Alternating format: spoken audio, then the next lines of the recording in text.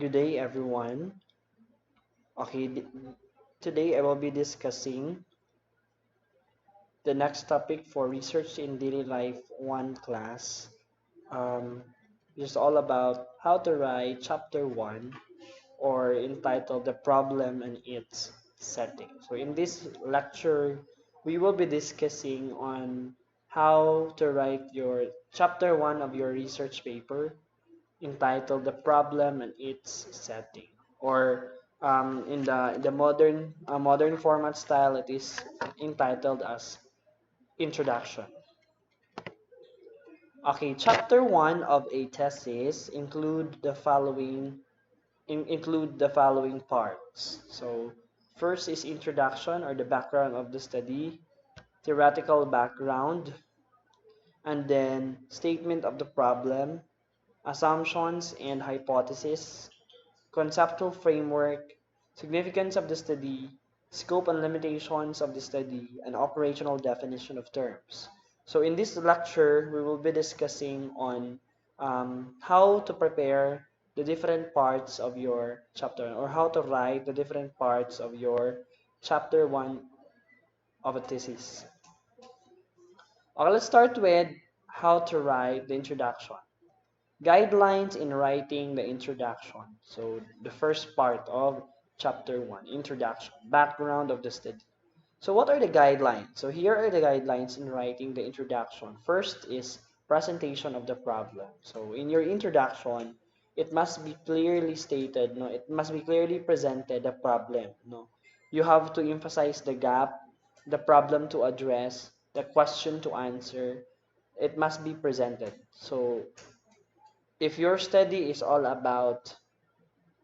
um, is all about assessing the effectivity of online distance learning, comparing it with face-to-face learning modality. So you have to start your introduction with a problem. So what makes this situation? What are the unsatisfactory condition we encounter? So example is the threat of COVID-19. That's the problem. So whatever the topic that you wanted to conduct in the introduction, you have to present first the problem or the gap, why you come up with a particular research.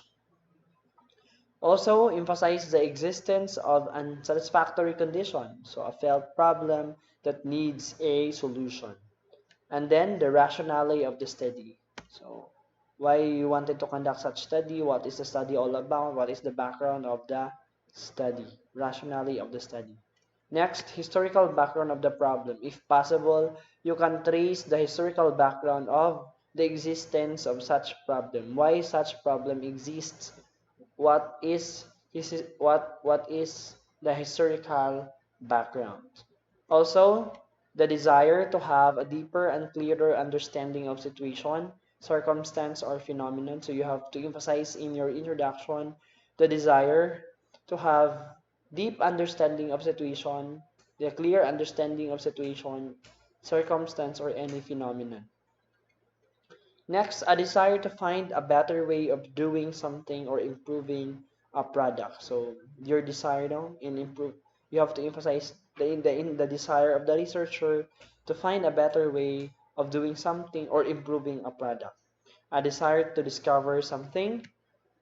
You can also include the geographical conditions of the study locale and the link between the introduction and the statement of the problem. So we notice in the guidelines in writing the introduction, no background of the study, nakapaloob na halos tanan no sa introduction. All parts of the chapter 1. So makita na nato ang statement of the problem, no? What are the objectives of the problem? What are the questions to be answered? The historical background, um, its study locale, and even a link between the introduction and statement of the problem. That's introduction. Okay, how to present the problem? The first part, for first guideline in writing the introduction is the presentation of the problem. The start of the introduction. So you have to present the problem at the very beginning, in writing the introduction, at the start of writing the introduction. presentation of what problem is all about, and this will indicate what will be covered by the study. Second guideline, the existence of an unsatisfactory condition, a failed problem that needs a solution. Example, the teaching of science in the high schools of province A has been observed to be weak as shown by the results of the survey test given to the students recently. The causes must be found so that remedial measures may be instituted. So there is an unsatisfactory condition, a felt problem that needs a solution through, diba, conducting such research. So pwede na mo siya, you have to include it in your introduction. Next is the historical background of the problem. The researcher must trace the historical background of the problem. What are the causes? How it started. No? What are the causes of the problem? How it started. Next guideline, a desire to have a deeper and clearer understanding of a situation, circumstance, or phenomenon. So the researcher must explain his earnest desire to have a deeper and clearer understanding of the situation. So you must explain, no, as a researcher, your desire to deeply and clearly understand certain situation or certain phenomenon. Thank you. Next, a desire to find a better way of doing something or of improving a product. So this is applicable for business researches. No, you have the desire to improve a product, or you have the desire of improving a better way of doing something. The researcher must also explain his desire to find a better way of doing something. No, you have to explain nga nung nag-research ka ana, unsa day gusto nimo nga mahitabo. So you have to include it in your introduction. A desire to discover something, the researcher may discuss his desire to discover such things. Geographical conditions of the study locale. This is necessary in anthropological and economic studies, no, especially for ethnography as research design. They will be describing certain ethnicity. Then, in your introduction, you have to emphasize the geographical conditions of the study locale, particularly anthropological and economic studies. Last guideline, there must be a sentence or two that should show the link between the introduction and the conducting of the researcher or the statement of the problem. Next part is theoretical background. After the background of the study or the introduction is the theoretical background. What is in the theoretical background? From the term theoretical. So you have to trace the theoretical background of the study. You know what to what theory it is anchored, or what theories claims that supported the claims of the study. Theoretical background is, in this part, the researcher may formulate a theoretical scheme for his research problem to which your study was anchored with. So you have to formulate a theoretical scheme or cite a theoretical scheme in which the research problem to which your study was anchored with. So, mangita kag theory nga makasupport sa claim sa imong study. Mangita kag theory nga mo support or naka-anchor sa imong study. Usually, sa pag-start in writing the theoretical background, researcher will always start it in this way. This study is anchored on the theory of which postulated that. Oh, that's theoretical background. Next is statement of the problem.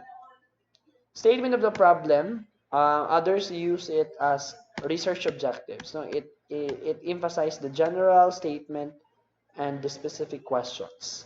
Statement of the problem, there should be a general statement of the whole problem followed by specific questions or sub-problems into which the general problem is broken up. That's statement of the problem. So, statement of the problem is composed of two parts, general problem and specific problem, or three specific questions.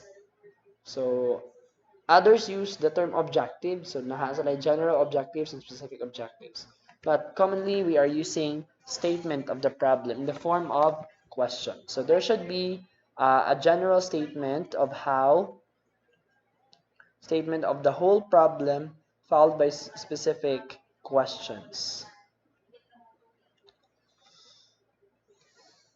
Okay, hypothesis. Now, example of statement of the problem is that The study is all about organizational commitment and teaching performance. So the problem will be this study is to be conducted in order to determine the relationship, no, because it aims to measure the relationship between organizational commitment and teaching performance. So specific questions: what is the level of organizational commitment? Second question: what is the level of teaching performance? Is there a significant relationship between uh, general between organizational commitment and teaching performance? The statement of the problem. Next is hypothesis. What do you mean by hypothesis? So we often heard hypothesis as part of any experiment. So hypothesis is a guess, no? A scientific guess. What is a hypothesis? Accordingly, hypothesis is a possible answer to research question. Kasi sa research, we are the one who formulate, researcher, we are the one who formulate research questions. At the same time, as a researcher, we are doing our best to find answer to these questions. So possible answer to a given certain research question is called hypothesis. It is a presumption or hunch on the basis of which a study has to be conducted. It is tested for possible rejection for or approval. So all statistical testing will be done sa hypothesis, particularly null hypothesis for possible rejection or for approval. It is said to be a scientific guess. No, sa hypothesis nimo makita ang possible answer sa imuhang research question, possible conclusion. Characteristics of a well-formulated research hypothesis. So what are the characteristics of a well-formulated research hypothesis? So we have testable and verifiable, relevant, simple and clear. So dapat naanin siya tanan nga mga characteristics. If these characteristics are present, you can really say that the hypothesis is well formulated. First is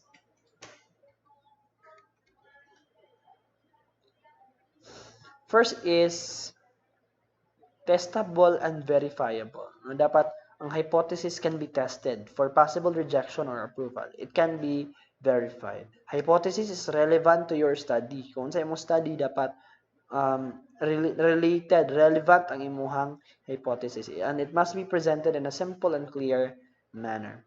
Why research hypothesis is important? Ganong importante man si hypothesis. So, research is important.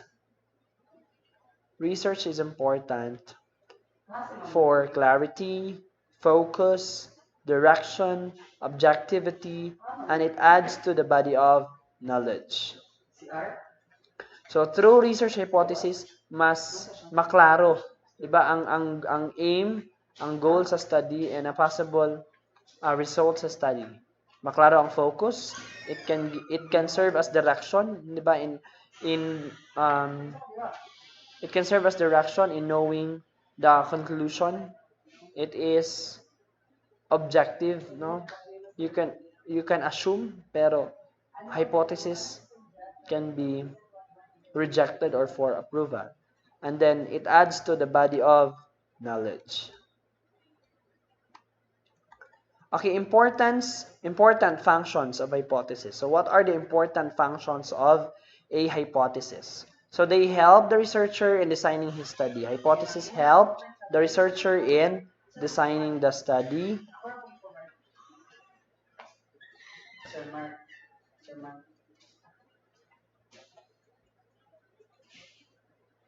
And then Nangutan na si Sir Jeter, pila daw atong graduating. Tanan ibutang. Tanan na graduate. Except si Bakto. Hindi ko graduate si Bakto. Sige. Sige. They help the researcher in designing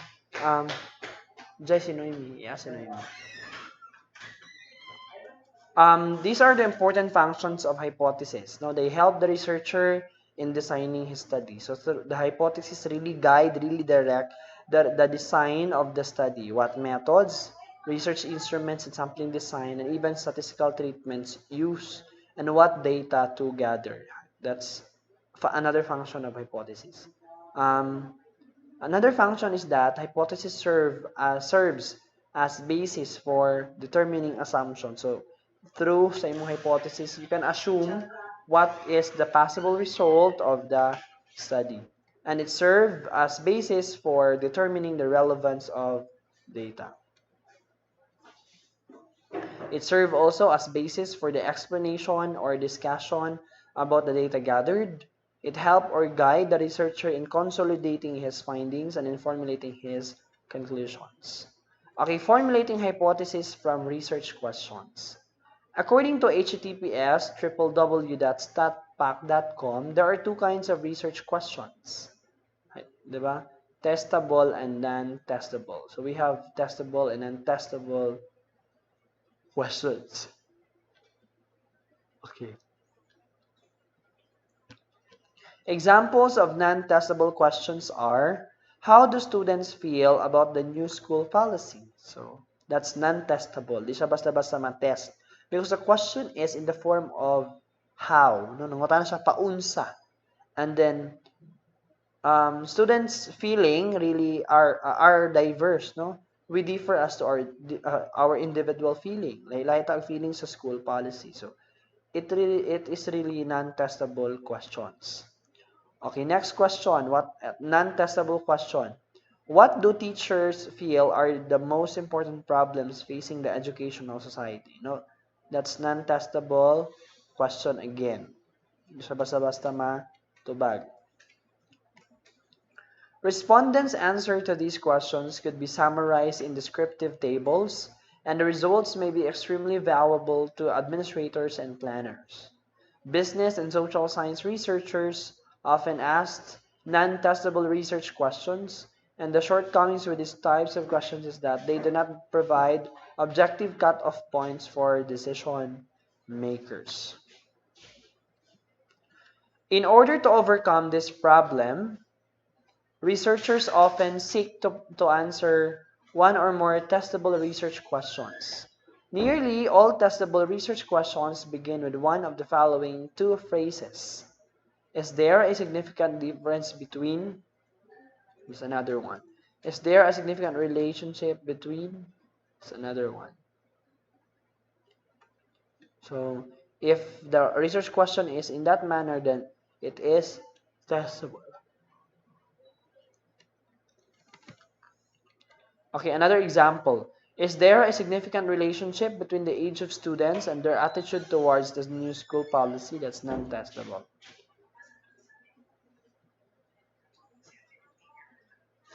A research hypothesis is a testable statement of opinion. No, it is a testable statement of opinion. Dapat testable siya.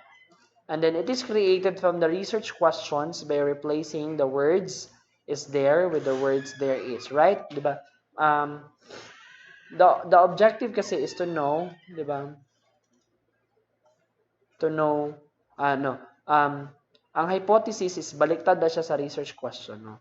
Replacing the words is there with the words there is. Kasi is there, it is in an interrogative form, and that's considered as research question. But if you started there is, no?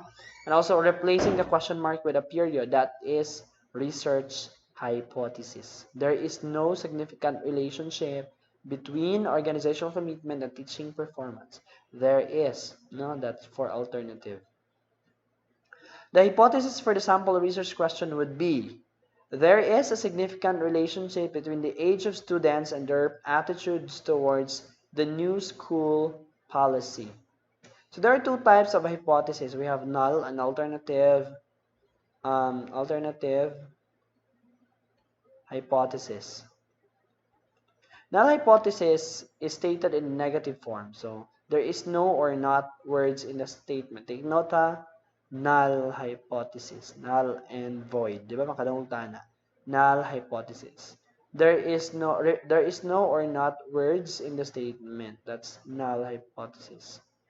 Alternative hypothesis stated in the alternative form. So if null hypothesis is stated in the negative form, then alternative hypothesis is stated in positive form.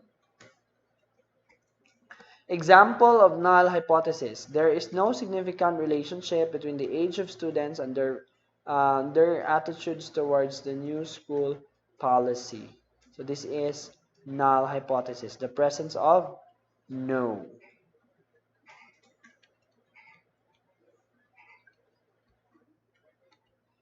Okay, example of alternative hypothesis. There is significant relationship between so that there is no negation. So that's alternative hypothesis.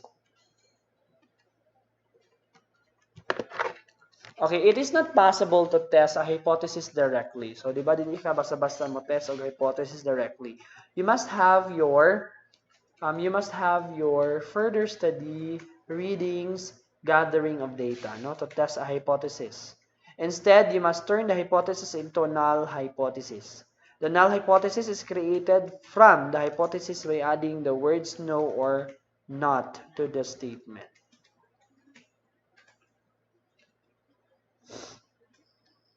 All statistical testing is done on the null hypothesis. Ngano man na, sir. So, but pasabot ana, tanan nga statistical testing, dili siya pagaymuon sa alternative hypothesis, but on the null hypothesis, never on the alternative hypothesis. The result of a statistical test will enable you to either reject the null hypothesis or fail to reject the null hypothesis. Mura ganay padulungan, no? You have to prove nga um, you can really reject the null hypothesis, not subject for rejection.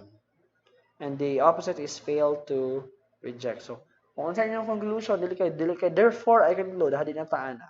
You must state that the hypothesis is rejected, null hypothesis is rejected or failed to reject. And then never use the phrase accept the null hypothesis. Okay, next is the significance of the study. So the significance of the study emphasizes the importance of the conduct of the study.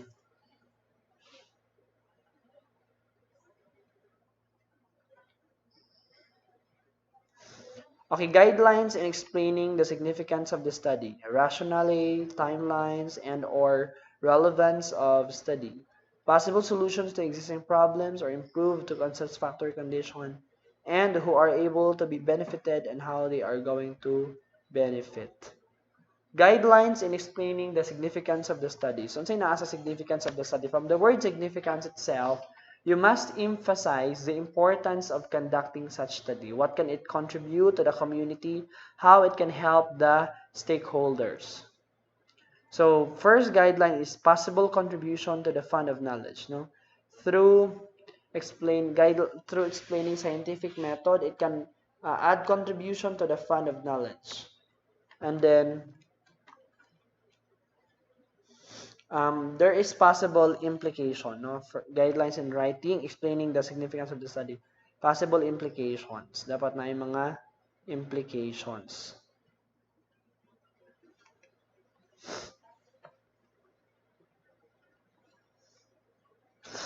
So you must draft your significance of the study to contribute to the fund of knowledge.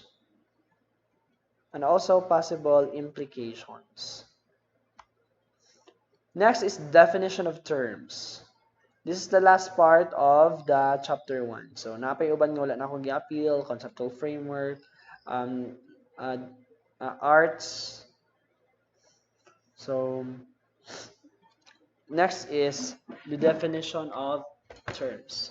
Only terms or words or phrases which have unique or special meanings in the study are defined. So, dili tanan terms nga imong mahinumduman mo na imong i-define. You have really to choose, di ba, a topic that have special or unique meanings. Usually, ang ginasite is activity, di ba, committee. And then you have to define the term as to how it is used in the in language. No? And then take note, only terms or words or phrases which have special or unique meanings must be considered. So terms, words, so that's for definition of terms. So usually I'm gonna define kay mga variable. Now terms should be defined operationally. That is how they are used in the study. The researcher may develop his own definition from the characteristics of the term define. So you must develop um, own definition.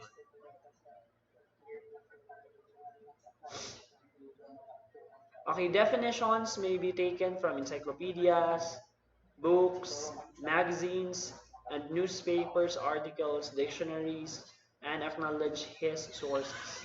Definition should be as brief, clear, and unequivocal or unquestionable as possible. Dapat simple ra yung definition. Masabtan, brief, clear, and concise. And then acronyms should always be spelled out fully, especially if it is not commonly known for if it is used for the first time. Next is scope and limitations of the study. So sa scope and limitations of the study, diri gina-discuss kung asa tapat ang jurisdiction sa study. What are the limitations of the study? Or what is the scope of the study? Okay, the first is a brief statement of the general purpose of the study. So the scope and limitations of the study must discuss a brief the general purpose of the study, the subject matter and topics discussed, studied, and the locale of the study where the data were collected, gathered, or entity to which the data belong. The population or universe from which the respondents were selected. This must large enough to make generalizations or significant. Another period of the study. So those are the scope and limitations of the study. So nandito ang pangalan, researcher, lugar, even contact number na padapat dito. Okay, next topic is conceptual framework. So conceptual framework is different from theoretical framework. So theoretical, you have to cite theories, but in conceptual, you have to really conceptualize and present your um, present your concept, no? So for the review of related literature and studies, the researcher may formulate a theoretical scheme for his research problem. This scheme is a tentative solution or theoretical explanation of the phenomenon or problem and serves as the basis for the formulation of research hypothesis. Thus, the conceptual framework consists of 10 investigators, no, on position on a problem after his exposure to various theories that have the bearing on that have the bearing on the problem. Next, um, is it the researcher's new model which has its roots on the previous models which the researcher had studied? That's conceptual. That's another concern of conceptual model. Imo ba ginang model, imo ba ginang answer. Next is conceptual framework. So, dahil nung makita ang diagram, no, first figure, na makita nimo ang flow sa study activities, no, it becomes a central theme, the focus, and the main thrust of the study. It serves as a guide in conducting the investigation.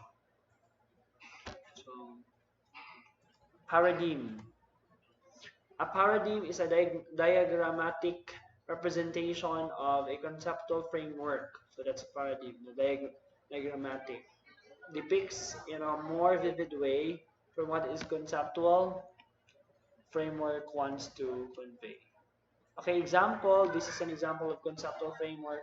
The effectiveness variable and the independent variable and the dependent variable. So effectiveness of each GPP and the grades of the grantees. So we assume that very effective is outstanding. That's their assumption. Then they also emphasize that effectiveness of ESGPPA has its own source or influence towards the grades of the grantees. Thank you.